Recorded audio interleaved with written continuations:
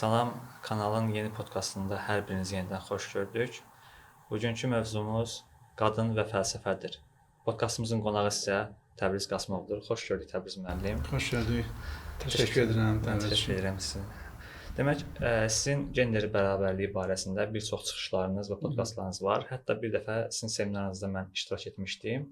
Seminardan sonra kiçik bir söhbət oldu və siz söhbətinizdə belə bir mövzuya toxundunuz ki, niyə bizlər müəyyən kişi filosoflar, mütəfəkkirlər barəsində kitablar yazırıq, onların kitablarına şərh veririk, amma qadın mütəfəkkirlər barəsində kitablar yazmırıq və yaxud onlar barəsində varsa kitablara şərh vermirik. Bu mövzuya toxundunuz və bu mövzu mənim yadımda qaldı və mən sizə təklif elədim ki, bu mövzu barəsində podkast çəkək.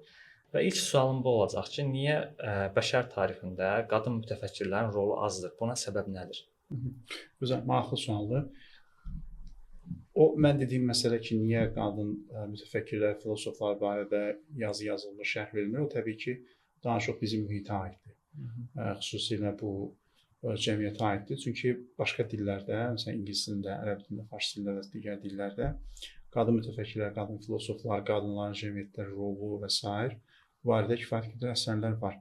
Amma o ki, suala gəldikdə niyə həqiqətən tarixə baxanda, indi son 200 ildə, 300 ildə müəyyən bir aktivlik müşahidə olunur qadınlarda, müxtəlif sahələrdə, elm sahəsində, fəlsəfə sahəsində, incəsənət sahəsində və s.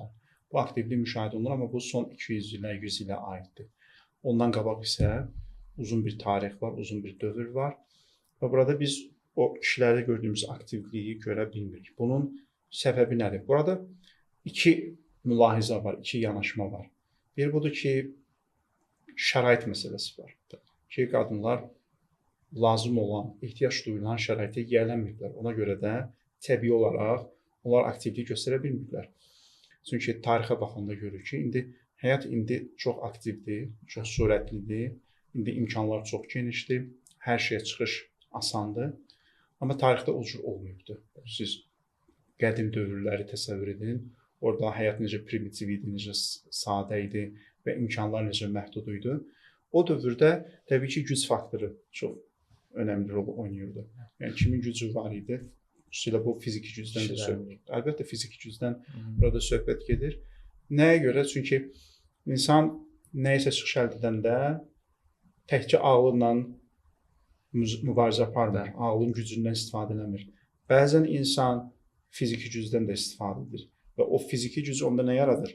Avantaj yaradır. Hakimiyyət onun əlindədir.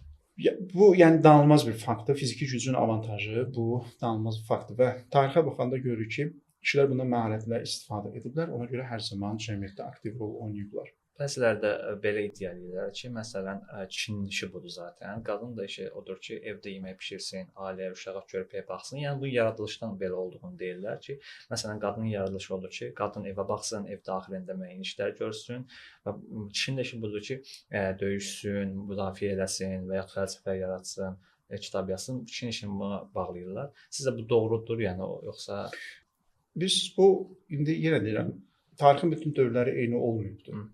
Məsələn, onu indi müasir dövrdə bu nəzəriyyəni irəli sürsən, bunu danışsan, yəni insan linç edərlər, topa tutarlar ki, yəni xeyr ola. Nəyə görə məsələn kişi ancaq cəmiyyətdə aktiv olmalıdır, qadın ancaq evdə aktiv olmalıdır və praktikada onu göstərir ki, hər iki cinslər cəmiyyətdə aktiv ola bilər və uğur qazana bilər, bir kifayət qədər. Təhsil sahəsində, incəsənət sahəsində, biznes sahəsində uğur qazanan kifayət qədər xanımlar var. Məsələn, sizin İbn Rüşd fəlsəfəsi barəsində kitabınız var. Orada qeyd etmişsiniz ki, İbn Rüşdə görə qadınlar da əgər müəyyən bir şəraitdə inkişaf edib, həmin kişilərin gördüyü işləri görə bilərlər. Amma bunu İbn Rüşd deyib, tarixən olan müəyyən mütəfəkkirlər deyirlər. Amma bəziləri də bu gün irad bildirirlər. Deyirlər ki, bunlar sadəcə postmodern dövrün uydurduğu bir şeydir. Postmodern azlıqları haqq verməyə çalışır axı. Qadınlar da bir azlıq kimi, qadınların bəzi yalançı hüquqlarını üzə çıxartmağa çalışırlar. Bu da kapitalizm sisteminin özünə xeyir elədiyi üçün bu cür edirlər. Ümumiyyətlə, bir məsələ var, onu qeyd etmək istəyirəm. İnsanlar öz fikirlərini, belə deyim, qarşı tərəfə yeritmək üçün bəzi müəyyən terminlərdən çox istifadə edirlər. Siz müasir dövrdə görmüsünüz, kapitalizm sözündən çox istifadə edirlər. Nə bilim, liberalizm sözündən çox istifadə edirlər. O biri tərəf gəlir, din sözündən çox istifadə edir, İslam sözündən çox istifadə edir. Və hamı ona bir məna yüklüdür. Məsələn, hansısa bir cəmiyyətdə tutalım, şərq cəmiyyətində bir problem görür. bunu bağlayır dinlə, İslamla və ya qərb cəmiyyətində hansısa bir problem görür, bunu bağlayır kapitalizmlə və ya məsələn liberalizmlə. Mən iki yanaşmanın da əleyhinə. Bu iki yanaşma da səhvdir. Nəyə görə? Çünki nəzəriyyə ilə praktika hər zaman eyni olmaya bilər. Məsələn, istər liberalizm olsun, istər kapitalizm olsun, istər İslam dini olsun və ya xristianlıq olsun, olan bir nəzəriyyəsinə baxırsan, o nəzəri sisteminə. Bir də insanların özlərini ona mənsub bilən, mənsub hesab edən insanların yaşayış tərzinə baxırsan ki, bunlar bir-birini tamamlayır yoxsa yox. Üstə düşməyə bilər də bunlar. Bəli, 100%. Məsələn, tutalım, bu sosialist və ya kommunist adı ilə fəaliyyət göstərən, insanlara divan tutan sistemlər həqiqətən kommunizm nəzəriyyəsini olduğu kimi icra edirlər, sosializm nəzəriyyəsini olduğu kimi icra edirlər. Yoxsa onlar sadəcə olaraq müəyyən yerəcən sosializm adına, kommunizm adına istifadə edirlər. Ondan sonra öz fikirlərini, öz belə deyim, ideologiyalarını tətbiq edirlər. Öz qüdrətə çatmaq üçün müəyyən vasitələrdən istifadə edirlər. Şərqdə də o cürdür. Bu gün İslam adına fəaliyyət göstərən, din adına fəaliyyət göstərən bütün qruplaşmalar eynidirmi? Onların bütün hərəkətləri İslamı təmsil edirmi? Bax, bu yanaşma, tənqid, mülahizə, burada obyektivlik çox önəmlidir. Çünki qarşı tərəflər bir-birini ittiham edəndə eyni xətaya düşürlər. Tutalım, inançlıdır, hansısa bir qərbdə bir problem görür, hansısa bir sahədə.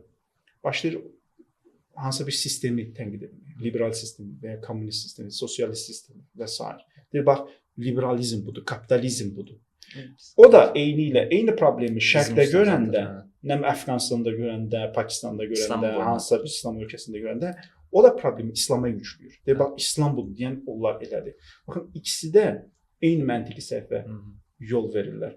Ona görə bizim cəmiyyətdə, xüsusən bizim cəmiyyətdə aktualdır bu şeylər. Bizim cəmiyyətdə insanlar oxumurlar. Gedir insan, yəni tutalım mən bugün özümü hansısa bir sistemə mənsub hesab etsəm, o demək deyil ki, mən bütün hərəkətlərimi o sistemi olduğu kimi şəffaf şəkildə təmsil edir.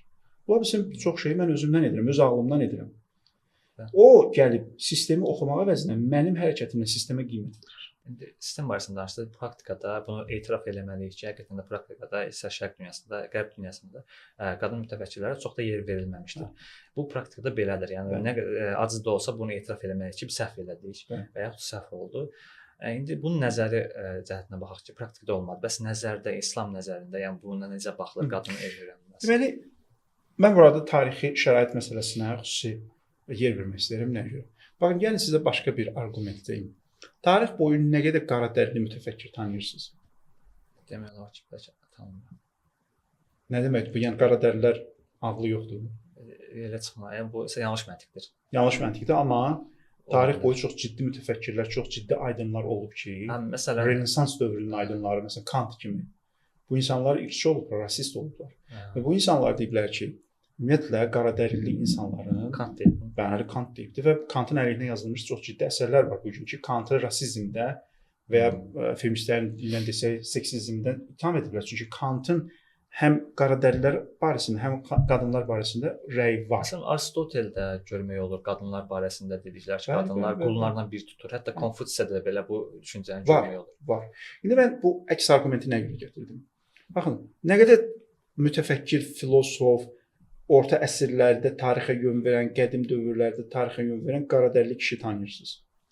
Bir nəfər tanıyıram, o da səhv eləmirəmsə Afrikadaydı. O bir siyasi onda yox, müasirlərindəmi? Tarix boyu. Orta əsrlər, qədim dövrlər. Bu nə deməkdir? İndi bunun mənası budur ki, qaradərli kişilərin ağlı azdır. Yəni bu Kantın o dediyi ki, qaradərli ancaq yaxşı qul ola bilər, yaxşı xidmətçi ola bilər, amma o filosof ola bilməz, o cəmiyyətdə aktiv bir, nə bilim, reformist ola bilməz, siyasətçi ola bilməz. Bunu təsdiqləyirmi? Xeyr, məntiqi. Bəs bu nəyi göstərir? Bu praktikada həyata keçirmədiklərini göstərir. Bu onu göstərir ki, məhdudiyyət olubdur. Şəraitin imkan vermədiyi. Şəraitin imkan. Ümumiyyətlə, bax, qardaşım, bu məsələni biz bəzən həkimlərdə o cür edirlər də, tutan xəstənin müəyyən simptomları var, əlamətləri var. O ancaq ağrı kəsici ilə onu kəsir, xəstəliyin kökünə enmir. Biz də burada danışanda müəyyən simptomları müzakirə edirik, müəyyən əlamətləri müzakirə edirik. Amma çox vaxt məsələnin kökünə enmirik. Məsələn, biz deyirik ki, bəli, tarix boyu qaradərlilərə qarşı münasibət bir mənalı olmayıb. Son 50 ilə qədər. Yəni adi tutalım götürək məsələn Məhəmməd Əli hamımızın tanıdığımız məşhur idmançı Məhəmməd Əli. Məhəmməd Əlinin müsahibələrinə baxın ingiliscəsində. Adam o dövrdə belə 60-70-ci illərdir.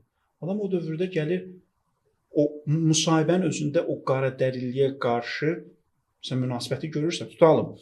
Gəlir Məhəmməd Əliyə sual verir. Deyir ki, qaradərili müsəlmanlar niyə belədir? Qaradərili müsəlmanlar niyə belədir? Ümumiyyətlə qaradərili müsəlman niyə də qaradəriliyi ilə assosiasiya edir? Məhəmməd Əli də qayıdır deyir ki, siz niyə ümumiyyətlə müsəlmanlığı qaradərili və ağdəriliyə bölürsüz?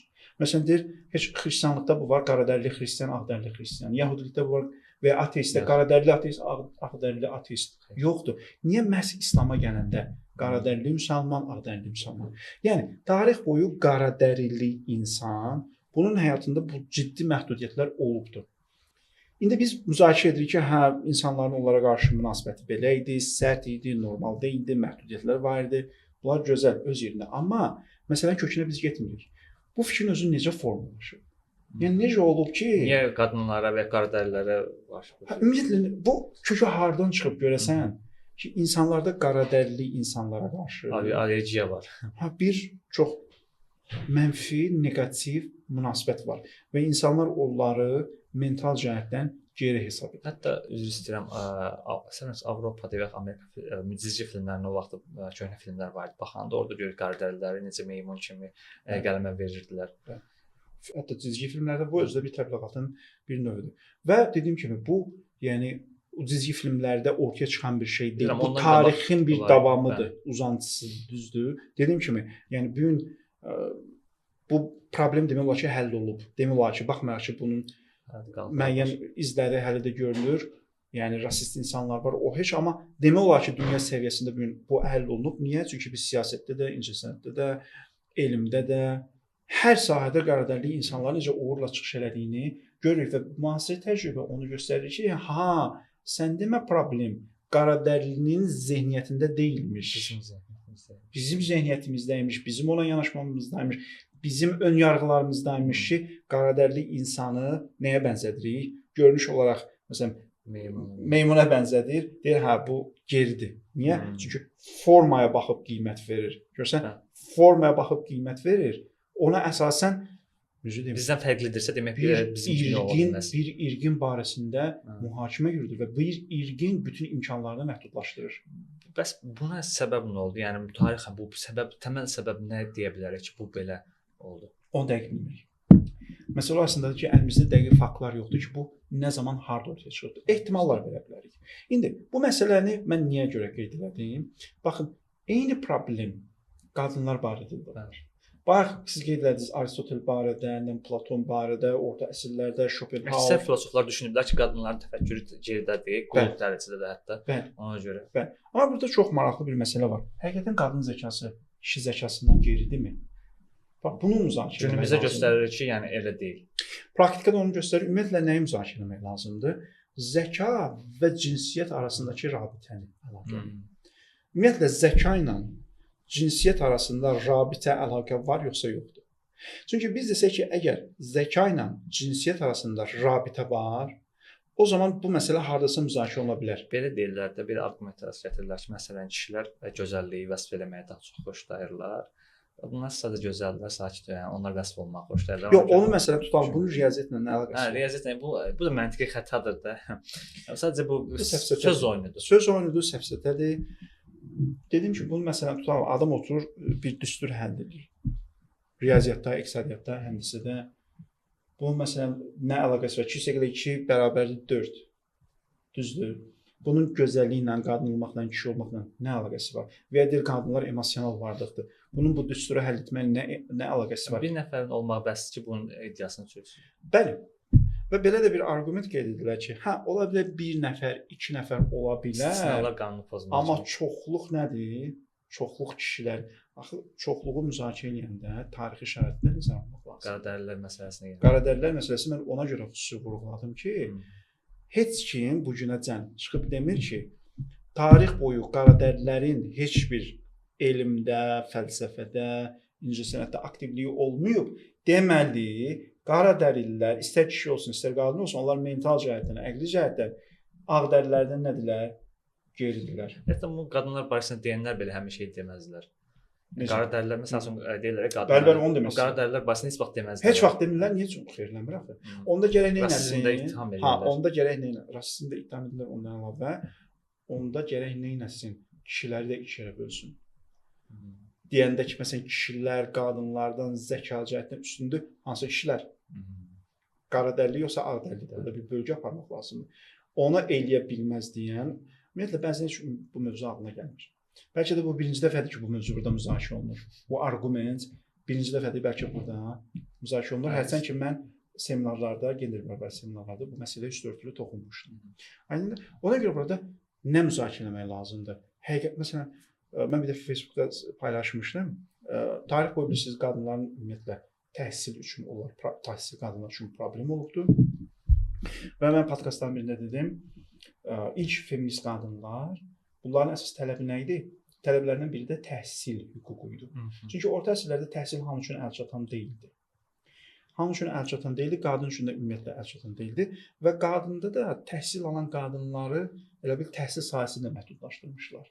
Ki, hə, qadın müəyyən sahələrdə təhsil alsın. Bunu verək də bu bəsidir. Və Russoda nə deyirdi? Məsələn, Maria Wollstonecraft gəlirdi, tənqid edirdi Russonu. Russo nə deyirdi? Russo deyirdi ki, qadın təhsil alsın, amma onun təhsili nəyə xidmət eləməlidir? Kişini məmnun salmağa. Maria da gəlir deyirdi ki, Maria Wollstonecraft gəlirdi ki, biz oyuncaq kukla deyirik ki, sizi razı salmaq üçün təhsil alaq. Biz də bir fərdik. Biz də bu cəmiyyətin müqəddəratında bir rol oynamağa hüququmuz və zəkamız çatır. Bu bir növ şərq dünyasında da mövcud idi də. Hər yerdə. Şərq qərb hər yerdə. Məsələn, o Türkiyədə bir debat oldu bu şəhid məsələsi barəsində. Bu bir şəxs əks tərəfdə duran, yəni müsəlmanca sual verdi ki, hanı qadın mütəvəkkillər çıxardınsa? Bu dedi ki, var. Dedi adını say. O da saya bilmədi. Bu əks tərəfdən o dedi ki, var, amma məsəl üçün göstərdi ki, məhz bunlara görə kişiyə yaxşı baxsın deyə, ailəyə yaxşı baxsın, ailəyə qulluq eləsin deyə onlara bəzi şeylər öyrədirlər, amma elm, nə bilim, fəlsəfə falan bunlara icazə vermirdilər. Və məsələn tutalım indi qadın mütəfəkkirlər haqqında kitablar yazılıb. Məsələn ərəbində də var, ingiliscəsində də var. Qədim Yunandan başlamış orta əsrlər, müasir dövrəcən onların adları qeyd olunub və onların fəaliyyətləri qeyd olunub. Sadəcə olaraq bayaq dediyimiz kimi say cəhətdən təbii ki, məhdudluq var. Burada bir məsələ də var, onu da deyim mən. Deməli mən təcrübəmdə görmüşəm dərslərdə filan. Bəzən olur ki, problem hissi nədir? Bir var, buna bir cins inanır, kişi inanır ki, mən üstünəm, qadın zəifdir. Bu tək tərəfli yanaşma. Bir var, bu bəzən iki tərəfli ola bilir. Yəni qadın da inanır ki, o kişidən geridir. Hətta bir dəfə mən bu məsələləri paylaşanda ki, qadının gender bərabərliyi məsələsində bəzən paylaşım edirdim. Bir xanım mənə əks reaksiya verdi ki, bu qadınların əslində fitrətindədir də bu. Qadının özü, mən təəccübləndim hətta ki, sən necə belə düşünə bilirsən? Orada çox təəccübləndim. Və onu biz təlimlərdə çox görmüşük. Adi əmək bölgüsü, evdə əmək bölgüsündən danışanda deyəndə ki, tutalım bu evdə işlər məsələn ola bilər bərabər görülsün. Məsələn bəzi qadınlar özləri etiraz edirdi ki, yəni necə ola bilər ki, kişi də mətbəxə girə bilərmi? Yəni kişinin mətbəxə girməyində nə problem var? Nə problem var? Çünki o gender məsələsi zaten mahiyyəti burada sosial kimlik. Sən özün üçün bir sosial kimlik düzəltmisən. Kişi üçün ayrı, qadın üçün ayrı. Sonra o kimliyə daxil olmayan, o biçdiyin libasa daxil olmayan hər kəsi ittiham edirsən. Sən bunu tamam bizim cəmiyyətdə bu aktualdır. Məsələn bir kişi məsələn qonaq gəlir evə. Düzdür, bir ailə qonaq gəlir. Gəl gör ki, kişi də mətbəxdə həyat yoldaşına kömək edir. O artıq gözünə düşəcək o. O kişiyə light erkək kimi baxırlar. Əslində həqiqətən belədir, yəni cəmiyyətin problemi. Yəni problemdir, həqiqətən problemdir. Adam onu o kişini ciddiyə ala bilmir. Bizim düşüncəmizdə artıq problem. Çünki mən bunun şahidi olmuşam. Məsələn bir dəfə gördüm biri şahidlənir ki, filan kəs necə ola bilər ki, evdə toz soranla ev süpürsün. Evi təmizləsin. Mən özüm etiraz etdim ki, burada nə var ki, kişinin toz soranla evi təmizləyə bilməz. Hətta xanım olurlar. İndi xanım başqa iş görür, bu da bu işi görür. Biz ona görə zehnimizdə bir paltar tikmişik, libas tikmişik. Kim ondan çıxsa, bu libas ancaq kişi üçündür, bu libas ancaq qadın üçün və bu hər iki tərəf üçün də problemdir, ha? Yəni bəzi problemlər kişilərdədir, bəzi problemlər qadınlardadır. Yəni bəzən biz kişilərə elə bir obraz yaratmışıq ki, kişilər üçün. Kişilər ondan əziyyət çəkir.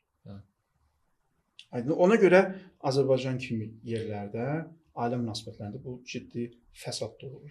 Bəzən biz gender bərabərliyindən danışanda deyirlər ki,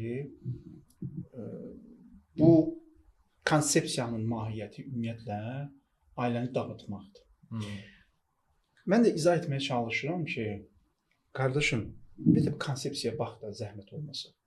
Bizim cəmiyyətdə mövcud olan problemlərdən biri budur ki, insanlarımızın çoxu nə oxumaq istəmir, nə dinləmək istəmir. Məsələn, biz konfranslarımızı, tənqid qəbul etmək istəmir. Biz o çıxışlarımız, seminarlarımızı canlı yayımla paylaşırdıq. O etiraz edənlərə həmişə deyirdik ki, Facebookda filan etiraz edirlər, söyürdülər, təhqir edirlər, şəkilləri paylaşma azlarına gələn yazırdılar.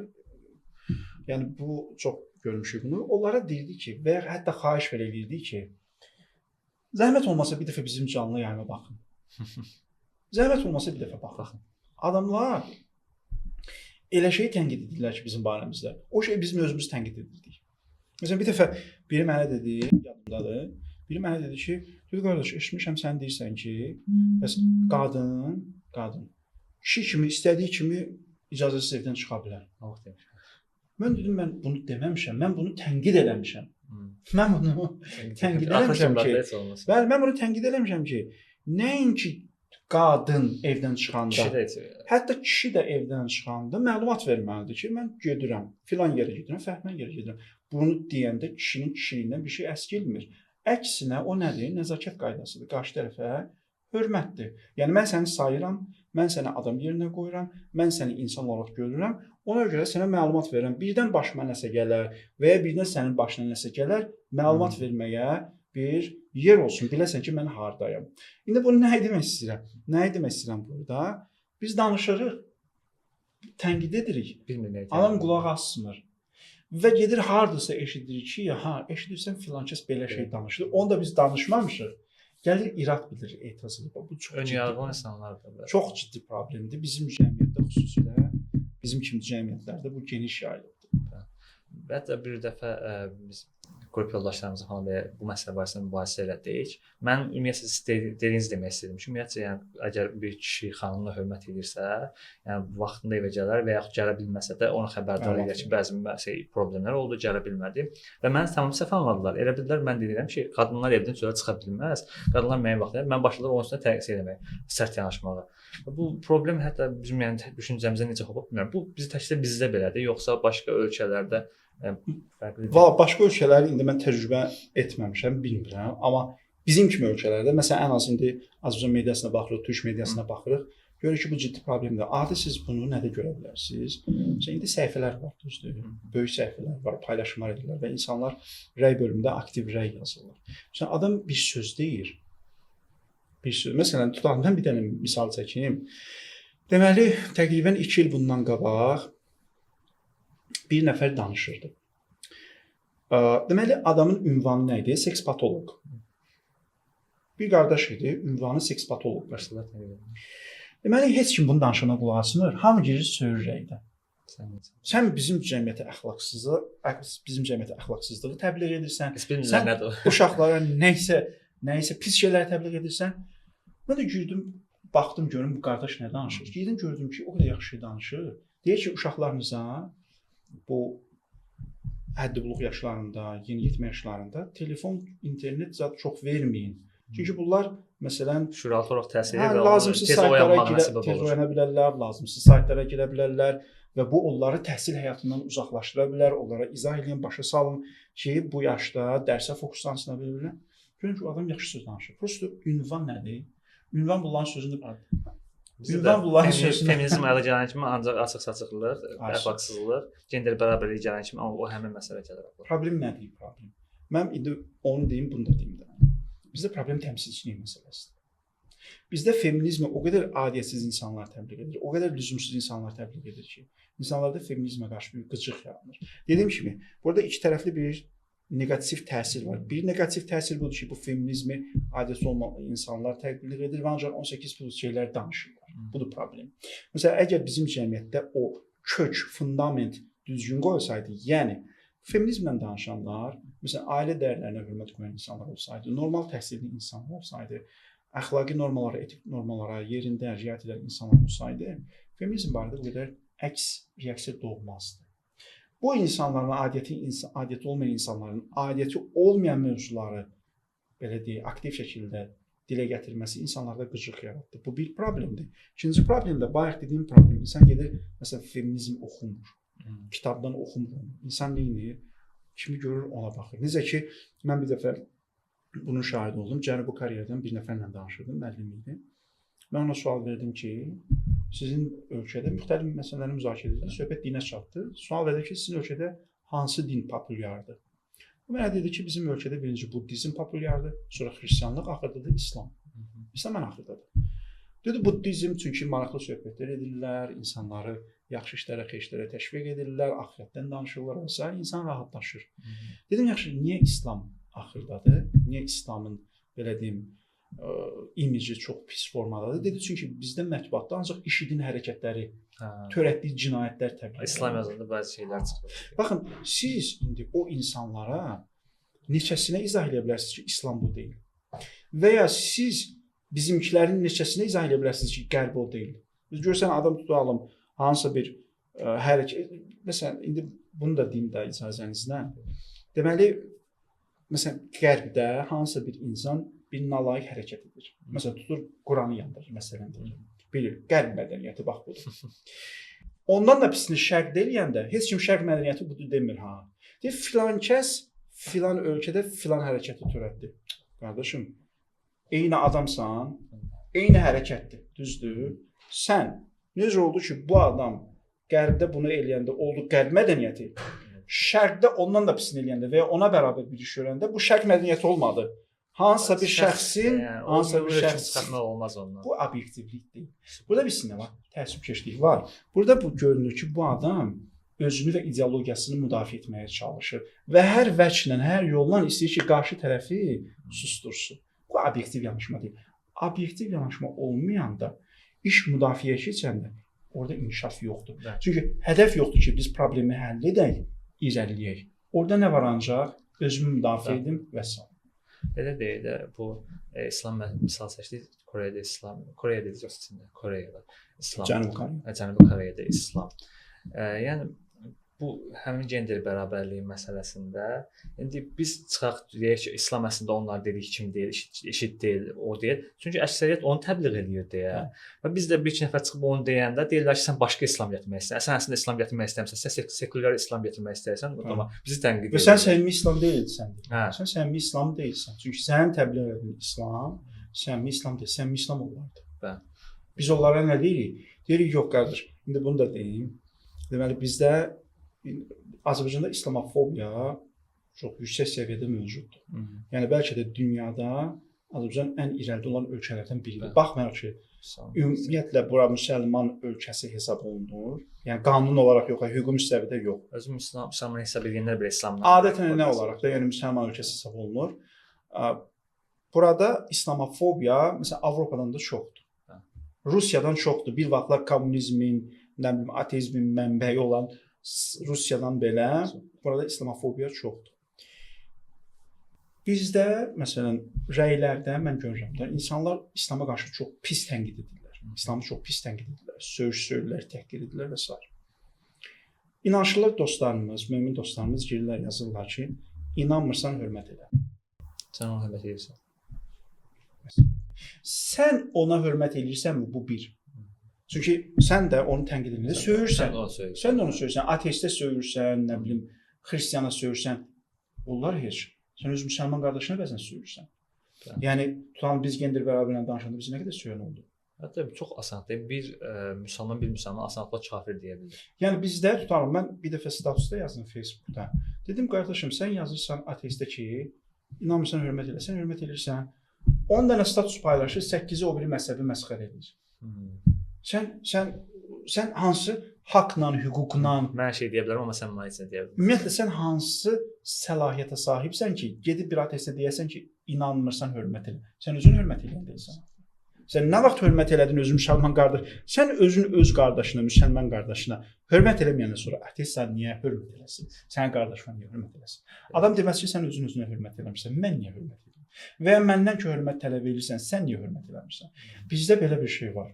Bizə hörmət eləsinlər, amma biz hörmət eləməsək də olar. Bu əslində nədən qaynaqlanır? Yəni mən həqiqətin özüyəm.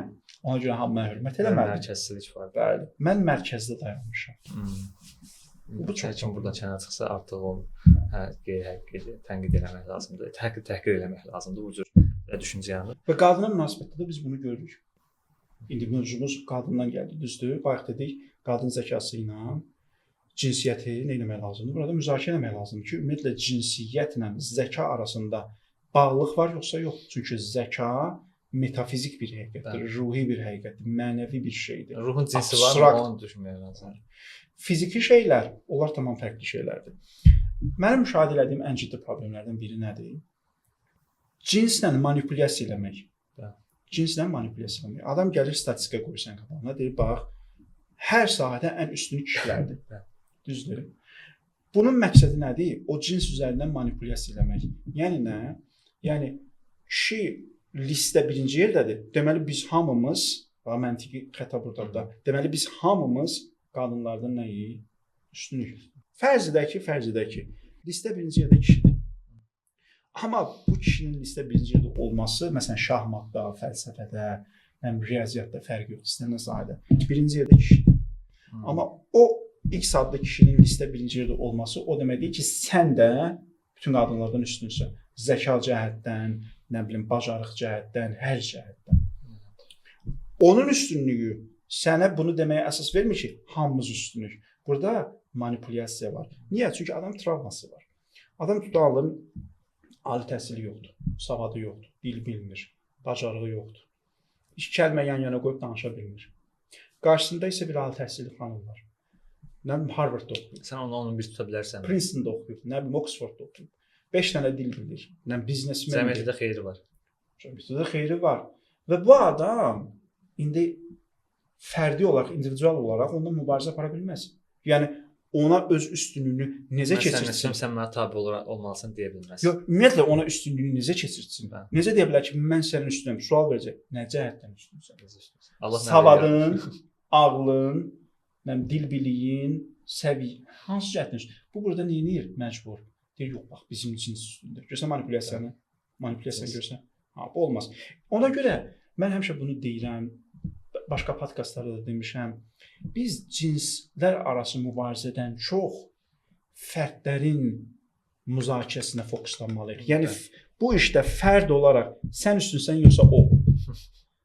Bu daha produktivdir, daha məhsullardır. Yoxsa mənim cinsim üstündür, hər yerdə mən özümü qabağa verim, olmaz. Fərd məsələsi var da, yəni kimi təqva Quranda da ayə var, sən ən üstünüz təqvalı olan şəxsdir. Və çox maraqlıdır.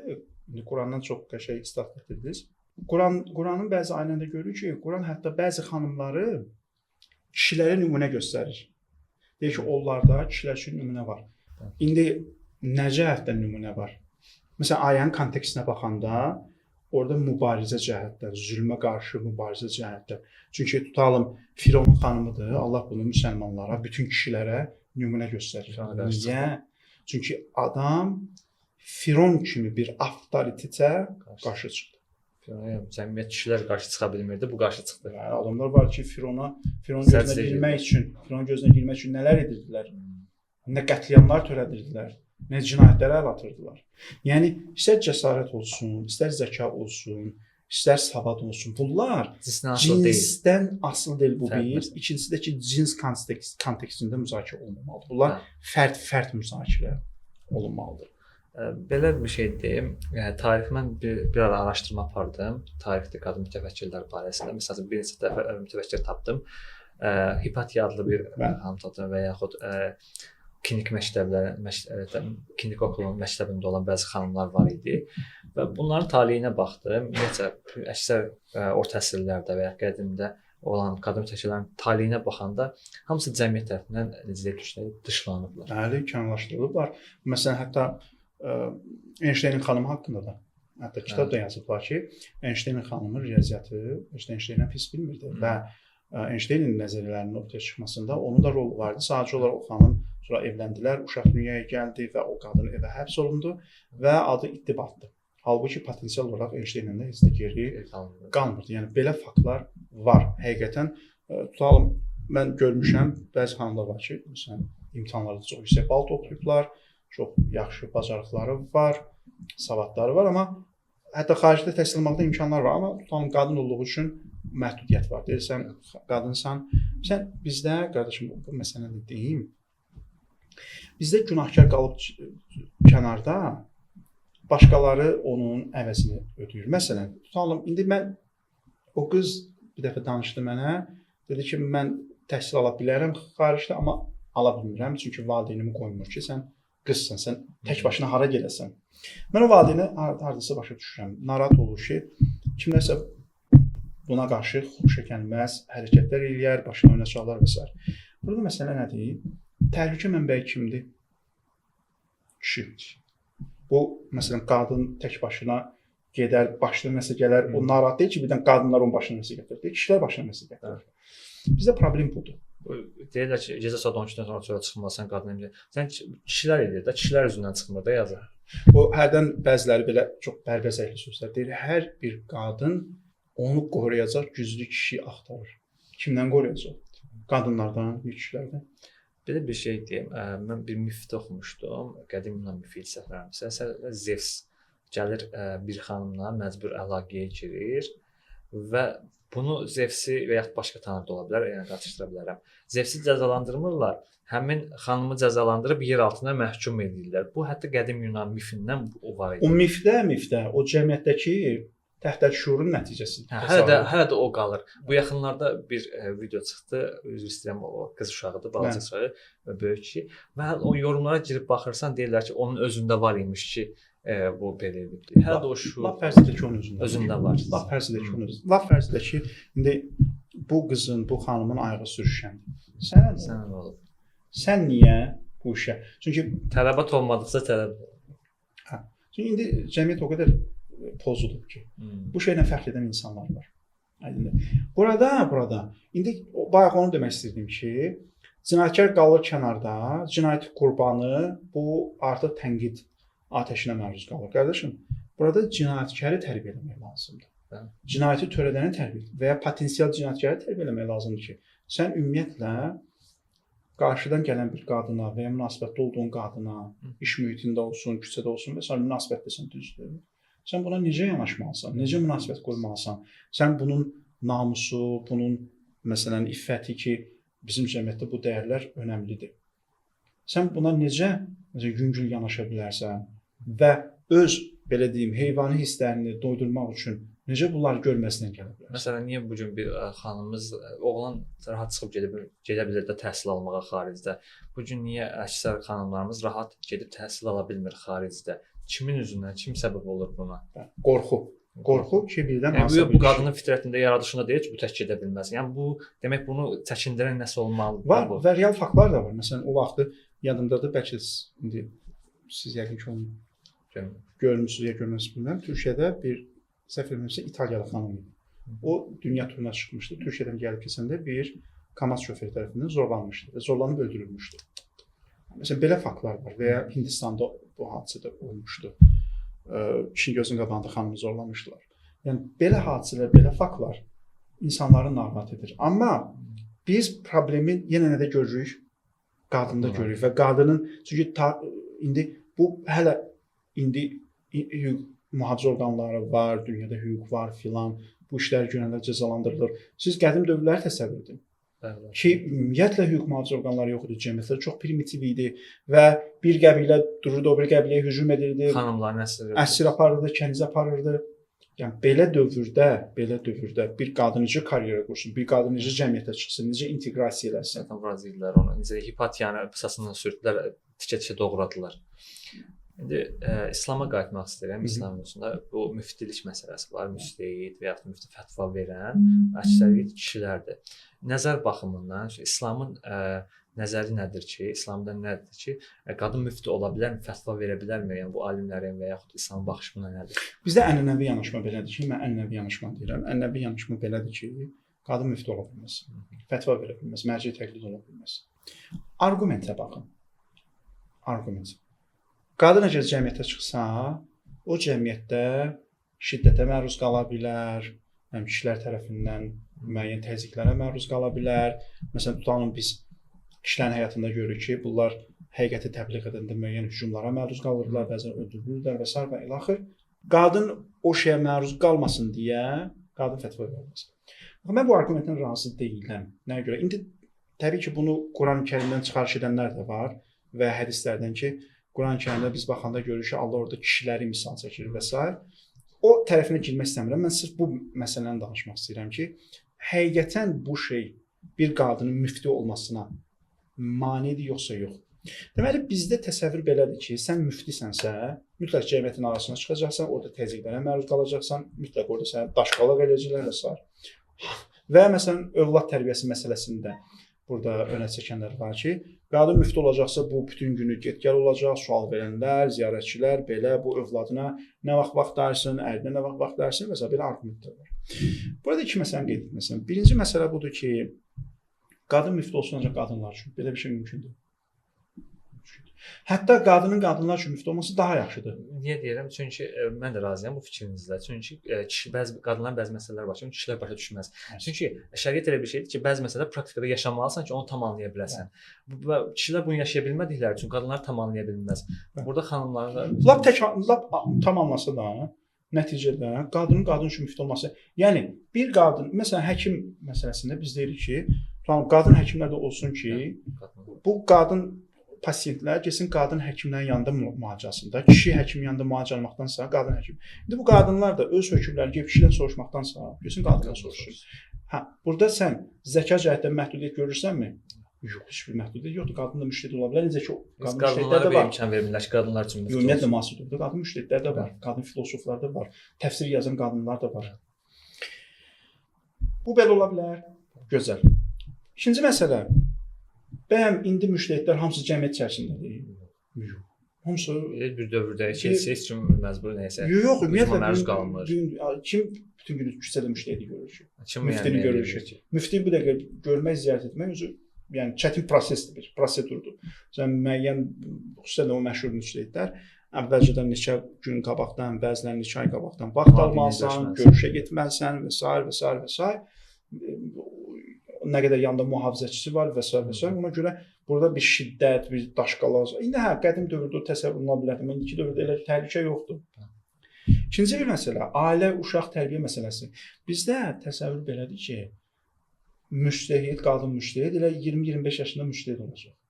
Çünki qadın nə vaxt ailə qurur? Tutalım, ortalama 20-25 yaşında ailə qurur. Həmin ərəflərdə bunun uşağı olur və s.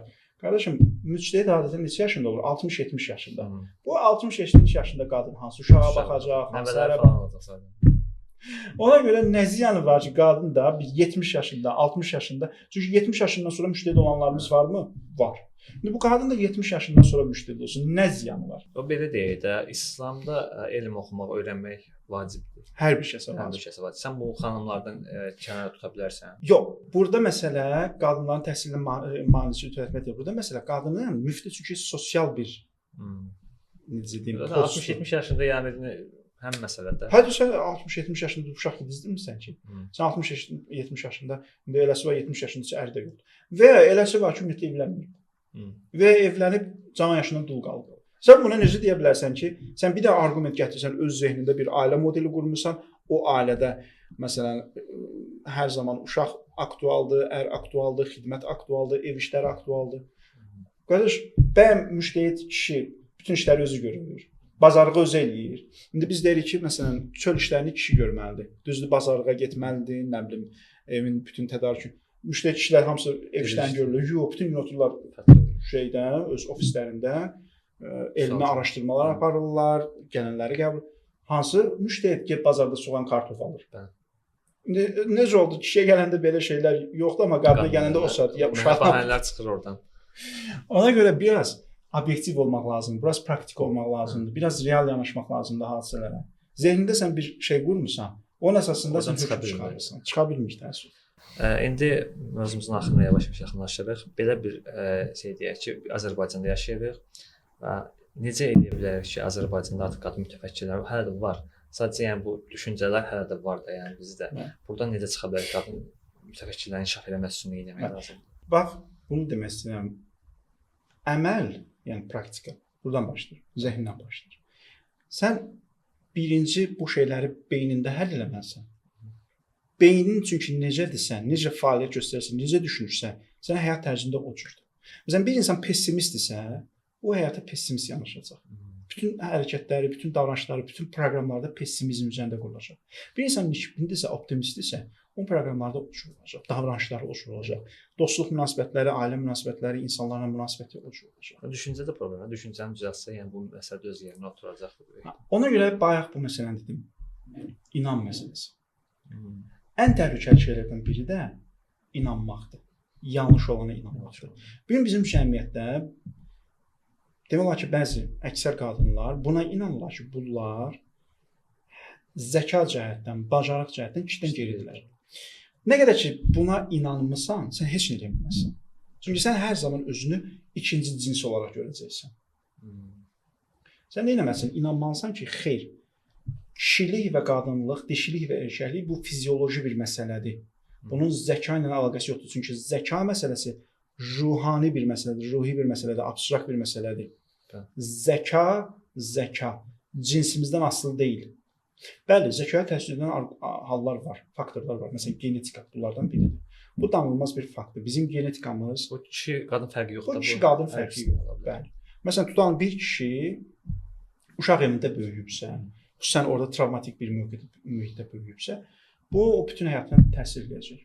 Ola bilsin ki, o ümumiyyətlə həyatda heç nə uğur qazanmasın. Uşaqlıqdan travmalar yaşayıbsa və s. Bu hal qadın üçün də keçərlidir, kişi üçün də keçərlidir. Amma söhbət normal şəraitdən gedir, söhbət potensialdan gedir. Potensial olaraq əgər bir qadın fikirləşsə ki, yox, mən də filosof ola bilərəm, mən də yaxşı elm adamı ola bilərəm, necə ki, olanlar var. Yəni, bugün qalaktika kəşf edən qadınlar var.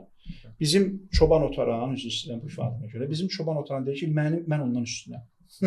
Sən nəyin ondan üstündən? Adam qalaktika kəşf edib, qalaktika kəşf edib. Necə ki, bir Türkiyə xanım, hicablı xanım idi özü. Hə, hicablı xanım. Bir adam qalaktika kəşf edib. Bu dediyim bəy gəlir deyir ki, yox, mən ondan üstünəm.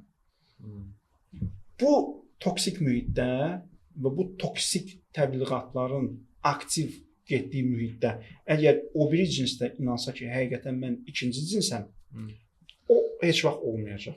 Deməli, birinci addım nədən başlayır? Beyindən başlayır. Sən özün inanmalısan ki, xeyr, mənim buna potensialım var, mən ola bilərəm. Ondan sonrası qalıb nəyə?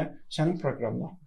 Sən əgər özünə düzgün bir proqram qura bilsən, yaxşı yerdə təhsil ala bilsən, yaxşı imkanlardan faydalana bilsən, sən yol açıqdır. Belə bir şey deyim, Avropada hansısa ölkədə belə bir hadisə baş vermişdi. Qaradərili bir xanım, qaradərili avtobusa minməyə icazə vermirdilər, yoxsa hansı yerdə oturmağa icazə vermirdilər. Ağdərlilərin eyni yerdə oturmağa icazə vermirdilər. Qaradərili xanım gedib orada oturmuşdu və buna etiraz eləmişdilər, tutmuşdular həmin halda. Və bu qaradərili xanımın orada oturmağa, yəni israr eləməsi səbəb oldu ki, bütün qığılcım oynadı. Qaradərlilər ayağa qalxdılar və öz haqqlarını tələb etdilər və özləri öz haqqlarını qazandılar. Bizdə belə bir təsəvvür yaranıb ki, qadınların haqqları kişilərin əlindədir və kişilər buna icazə vermədikcə bunlar qalxa bilməz. Yəni kişilər gərək buna icazə versin, kişilər gərək buna çalışsın ki, qadınların hüquqları qalxsın, qadınlar da mütəfəkkir çıxsın. Əslində belə deyil. Yəni onlar özləri də çalışaraq öz potensiallarını üzə çıxarda bilərlər. Necə ki siz dediyiniz. Mən hər seminarda bunu deyirəm və ya müxtəlif seminarlarda fürsət düşsə bunu deyirəm. Hüquqlar verilmir, alınır. Qadın əgər çalışmasa hüququnu almaq üçün, hüquq deyəndə burada sırf dövlət hüququnu nəzərdə tutmaq, burada baxış. Məsələn, ola bilər konstitusiyada sənin hüquqların tam təmin olunubdur. Məsələn, bu gün Azərbaycan konstitusiyasında heç bir problem yoxdur, gender pozuntusu yoxdur. Söhbət baxışlardadır. Söhbət baxışlar. Yəni o deyir ki, mən sənin hüququnu verirəm, təmin edirəm. Amma sən zəka olaraq məndən geridəsən. Bax bu baxış problemidir. Problem hüquqi müstəvidə də həll olmalıdır. O baxışlarda da həll olmalıdır. Bu gün biz bu problemi həll etməsək, o zaman heç vaxt nə etməyəcəyik? O hüquqları təmin edə bilməyəcəyik. Ona görə qadın birinci mərhələdə inanmalıdır. Ki, mən bu potensiala sahibəm. Mümkün deyil. İnanmasa nəyin davasına aparacaq? Kim aparsın onu? Bəli. Birinci inanmalıdır. İkinci müqavimət göstərməlidir, mübarizə göstərməlidir, özünü sübut etməlidir. Yəni bu təkcə sözdə olmamalıdır. Hə, mən üstünəm, yox. Və ya mən bərabərəm, yox. Göstərməlisən. Necə göstərənlər var, düzdür? İkinci mərhələdə nədir? Almalısan, mübarizə aparmalısan. Bu iki proses olmasa, o zaman bu problem hər zaman davam edəcək. Məsələn, bir xanım var, arabir söhbət edirik, demək olar ki, mənlə yaşıddır. və fəlsəfi söhbətlər edirik. Bəzən elə şeylərdən danışır ki, fəlsəfə barəsində, elə şeylərdən danışır ki, təəccüblənirəm və ona necə həsəd aparıram ki, bunun dediklərini mən niyə bilmirəm? Kaş ki, onun dediklərini mən də deyə bilərdim.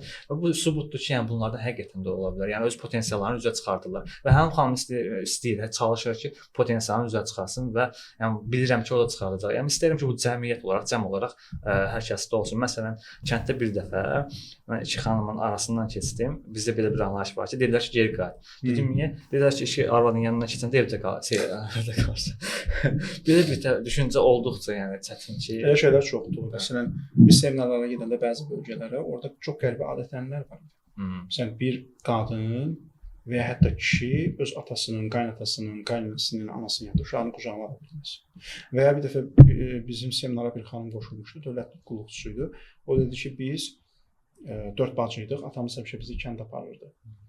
Və bir dəfə babam atamı çəkdi kənara, dedi ki, bəs olmaz da belə həmişə qız uşaqlarını gətirsən, mən kənddə abırım gedir. Bu nədir elə ancaq qız uşaqları, oğlan da yoxdur. Bundan sonra deyib atamız bizi kəndə aparmadı. Belə şeylər var. Bir dənə misal çəkim, sıxsalar toxundu mən dediyim ki, bir xanımla müzakirə etmişdim. O dedi ki, mənə belə dedi ki, qadınlar fitrətində fitnə var. Və tarixən böyük fitnələrin əksəriyyəti qadınlardan yaranmışdı. Və məsələn İslam tarixində bəzi şeylər misal çəkdi ki, əslində fitnələrin kökündə olan qadınlardır. Sayısaq bir-iki dənə deyilik. Amma bəs digər fitnələri kim törədib? Və müharibələri kim törədib? Kim törədib? Məsələn bizdə bir qorxu var. Məsələn bu ümumiyyətlə gender bərabərliyinə qarşı bu cür sərt reaksiya ki var. Bunun kökündə dayanan bir qorxu var. Birdən qadın kişi ilə bərabər olsa və ya qadın avtoritet olsa məsələn deyirəm. Problem nə yaranır? Kişinin burada bir qorxusu var. Avtoritetin əldən getməsi. Bir dəfə də belə bir misal çəkmişsiniz ki, kişilər belə düşünür ki, qadınları çölə buraxsa, qadınlar evdən çıxsa artıq pozulacaqlar, bu cür şeylər. Siz orada bir qəşəng söz işlətsiniz. Dediniz ki, əgər oldursa, yəni sən potensial olaraq əxlaqsız saxlayırsan. Bəli. Və həm potensial olaraq evdə bir əxlaqsız saxlayırsan, bu bir. İkincisi, sən çöldəkinin günahını, bədəlini evdəkinə ödədirsən. Və yenə deyirəm, ehtiyat başqa şeydir. Tutalım, mən cəmiyyətdə əgər belə bir halın aktiv olduğunu görsəm, yayğın olduğunu görsəm, təbii ki, ehtiyat eləyirəm. Amma biri var, mən bunun bütün günahını qadına yükləyirəm, deyirəm, siz beləsiz, siz eləsiz, siz. Bir də var, mən xeyr, qorumaqla yanaşı təbliğat da aparıram ki, siz də özünüzü düzəldin. Çünki, yenə deyirəm, təlimlərdə, indi bu təlimlər elədir ki, sən bütün bölgələrə gedirsən və çox zəngin bir təcrübə qazanırsan. Məsələn, xanımlar var idi ki, danışırdılar ki, biz küçədən keçəndə, oğlanlar var ki, qışqıra-qışqıra nömrə deyirdilər. Bu nəyə lazımdır ki?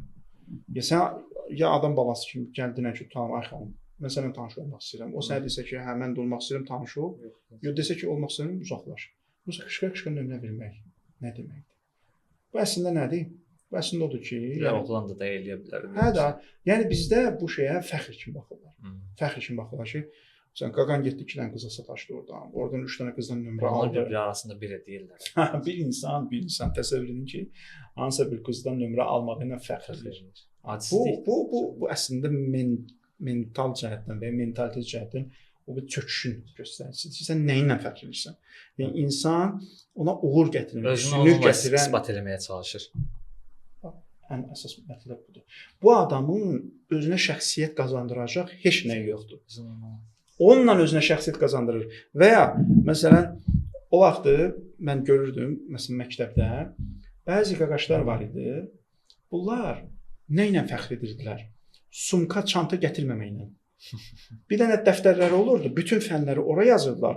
O dəftəri də arxa ciblərinə qoyurdular. Və mən onu müşahidə eləmişdim. Deyir də, görürsən, qaqan sumka gətirmir, çanta gətirmir. Bir dənə dəftəri var. Bununla fəxr edir. Bu çünki bunun savadı yoxdur, bunun bacarığı yoxdur. Bu dərs oxuya bilmir. Axı bu o kütlə içərisində, həmyaşıdlar içərisində fərqlənmək istəyir, özünü isbat etmək istəyir.